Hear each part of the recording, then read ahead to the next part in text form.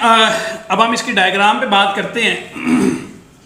तो डायग्राम में चूंकि टू सेक्टर इकोनॉमी है, तो ये टू सेक्टर इकोनॉमी पे ही इसकी डायग्राम बनेगी। तो इसमें एक सेक्टर है जो इसका मॉडर्न सेक्टर है और एक सेक्टर है जो इसका ट्रेडिशनल सेक्टर है।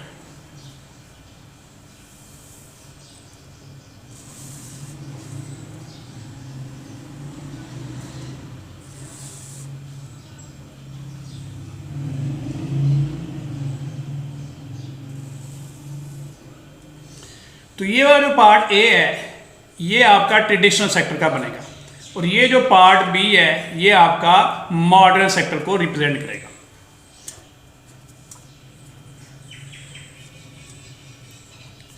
ये ऊपर वाले हिस्से में पार्ट ए में ये टोटल प्रोडक्शन है आपकी फूड सेक्टर कह लें या ट्रेडिशनल सेक्टर कह लें, और ये है नंबर ऑफ लेबर्स।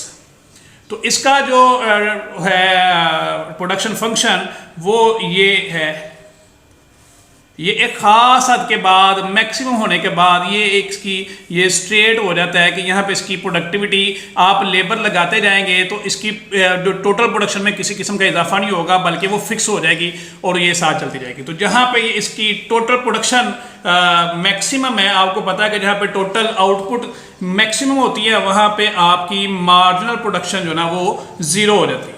जैसे ये हम एक मार्जिनल प्रोडक्शन का कर्व ले लेते हैं, ये MP हो गया, ये लेबर, इतनी लेबर पे मार्जिनल प्रोडक्टिविटी अब आपकी जीरो है, तो ये है इसकी एवरेज प्रोडक्शन। तो अब जैसे हमने लेविस में डिस्कस किया था कि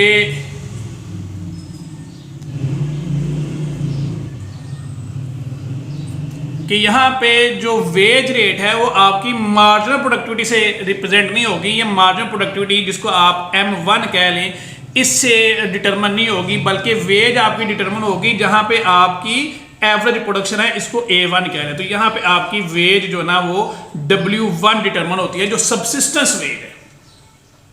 अब आते हैं हम लोग मॉडर्न सेक्टर की तरफ। ये आपका फूड सेक्टर कह लें या एग्रीकल्चर या ट्रेडिशनल सेक्टर कह लें, जहाँ पे एक खास हद के बाद जहाँ पे आपकी टोटल प्रोडक्शन मैक्सिमम है वहाँ पे आपकी मार्जिनल प्रोडक्शन बिल्कुल जीरो हो जाती है। और चूंकि और यहाँ पे लेबर इंप्लाई हो रही है L1, और L1 के बाद अगर जितनी मर्जी आप लेबर जो है ना वो एम्प्लॉय करते जाएंगे तो ये सारी सरप्लस लेबर है, ये सारी सरप्लस लेबर है जो कि यहाँ पे काम कर रही है। आप आगे लेबर को बढ़ा दें, आप लेबर L2 कर लें या L3 कर लें, आप लेबर L2 या L3 कर लें, तो आपकी जो टोटल प्रोडक्शन है उस पर कोई फर्क नहीं पड़ेगा, वो आपकी टोटल प्रोडक्शन TP1 ही रहेगी। लेकिन इसके बरक्स जब आप मॉडर्न सेक्टर में जाएंगे तो मॉडर्न सेक्टर में आपको जो प्रोडक्शन फंक्शन है वो आपको दूसरा मिलेगा, TPM इसको हम कह लेते हैं। तो इसमें हम इनिशियली बात कर लेते हैं कि ये वेज W1 थी, तो हम इसमें 30% हायर वेज करके तो WM रख लेते हैं इसको कि ये मॉडर्न सेक्टर की वेज है। तो मॉडर्न सेक्टर में ये जो कर्व है ये है मार्जिनल प्रोडक्टिविटी का। ये बुनियादी तौर पर कर्व होता है डिमांड का, जो आपने थ्योरी पढ़ी है मॉडर्न इसकी वेज थ्योरी, तो उसमें आपको पता है कि जो मार्जिनल प्रोडक्टिविटी का कर्व होता है वो ही इसका बेसिकली डिमांड कर्व होता है। और हर एम्प्लॉय जो है, जो बंदा हायर करता है, जो काम देता है, वो अपने वर्कर को तब तक बर्दाश्त करता है जब तक वो उसकी कम अज कम जो दी गई वेज है वहाँ पे वो काम करना उतना वो काम करे। तो यहाँ पे जो सप्लाई ऑफ लेबर का कर्व है वो WM यानी जो वेज, जो फिक्स वेज का था, जो हमने पढ़ा था कि एक मॉडर्न सेक्टर है 30% हायर वेजेस और वेजेस रिमेन कांस्टेंट। अब इसमें ये कांस्टेंट वेजेस रहेंगी, ये बढ़ेगी। तो ये सप्लाई ऑफ लेबर का कर्व है, ये डिमांड फॉर लेबर का कर्व है। जो MP कर्व है वो डिमांड फॉर लेबर का कर्व है, जो वेज का कर्व है वो सप्लाई ऑफ लेबर का कर्व है। तो इक्विलिब्रियम कहाँ आता है, जहाँ दोनों इक्वल होते हैं, वो हम कह लेते हैं ये E1 पे वो इक्वेट करेंगे एक दूसरे को। E1 पे इक्वेट किया तो यहाँ पे कितनी लेबर अप्लाई होगी, हम कह लेते हैं जी ये लेबर L1 यहाँ पे अप्लाई होगी। तो ये है आपके पास B पॉइंट। तो अब जरा आप देखें कि इसमें कितनी प्रोडक्शन कितनी कर रहा है वो। तो अगर आप देखेंगे तो यहाँ जो टोटल प्रोडक्शन है मॉडर्न सेक्टर की वो है O, L1 और B। E1, ये टोटल प्रोडक्शन हो रही है OL1 E1 B, ये टोटल प्रोडक्शन जो ना वो हो रही है। अब इस टोटल प्रोडक्शन में से जो हिस्सा वेज जा रहा है, जो हिस्सा वेज की शक्ल में दिया जा रहा है वो है OL1 E1 और S, ये हिस्सा यानी कि ये वेज दे दी गई है उनको प्रोडक्शन करने की, काम करने की वेज दे दी गई है, जो कि ट्रेडिशनल सेक्टर से कम से कम 30% अबव है। ये 30% का पोर्शन है ये वाला। अब प्रोडक्शन तो इतनी हुई, वेज उनको कम मिली, और ये वाला जो पोर्शन है ये वाला उनका प्रॉफिट है, ये वाला उनका प्रॉफिट होगा। तो यहाँ पे टोटल जो होगी प्रोडक्शन, वो टोटल प्रोडक्शन आपके पास TPM1 कह लेंगे इसको। तो ये टोटल प्रोडक्शन उनकी, तो ये वाला हिस्सा जो है ये प्रॉफिट का एरिया है। तो प्रॉफिट एरिया यहाँ पे क्या होगा,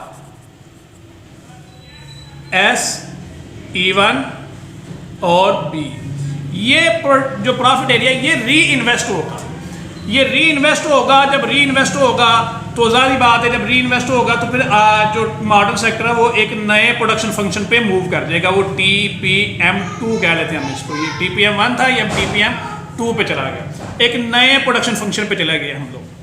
तो नए प्रोडक्शन फंक्शन पे जब जाएंगे तो अब मजीद लेबर की हमें ज़रूरत है, तो एक नया कर्व आपके पास ये आ जाएगा जिसको हम कहेंगे कि ये WMPM2 आ जाएगा हमारे पास, MP1 और MP2।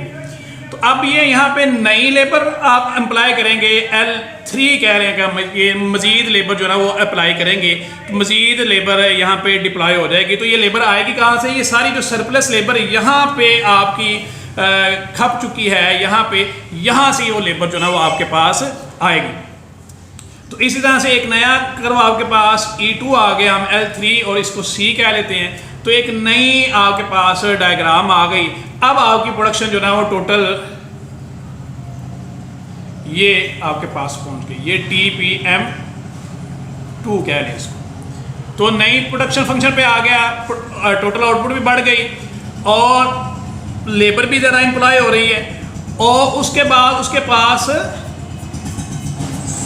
प्रॉफिट भी बढ़ गया, और यही प्रॉफिट री इन्वेस्ट होगा। ये सिलसिला चलता रहेगा, फिर तीसरा, फिर चौथा, फिर पांचवा, चलता रहेगा हत्ता के सारी की सारी सरप्लस जो लेबर है वो सारी की सारी मॉडर्न सेक्टर में खप जाएगी।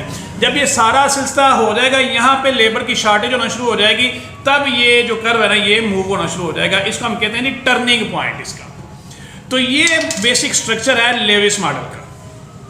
तो इस तरीके से जो इकोनॉमी मूव ऑन करेगी और वो ट्रांसफ़र करेगी अपने ट्रेडिशनल सेक्टर को इनटू मॉडर्न सेक्टर, और इस तरीके से फिर ये पूरा जो स्ट्रक्चर है इकोनॉमी का चेंज होना शुरू हो जाएगा, और मॉडर्न सेक्टर एक अच्छा हाईली प्रोडक्टिव और ज़्यादा प्रोडक्शन देने वाला सेक्टर बनेगा।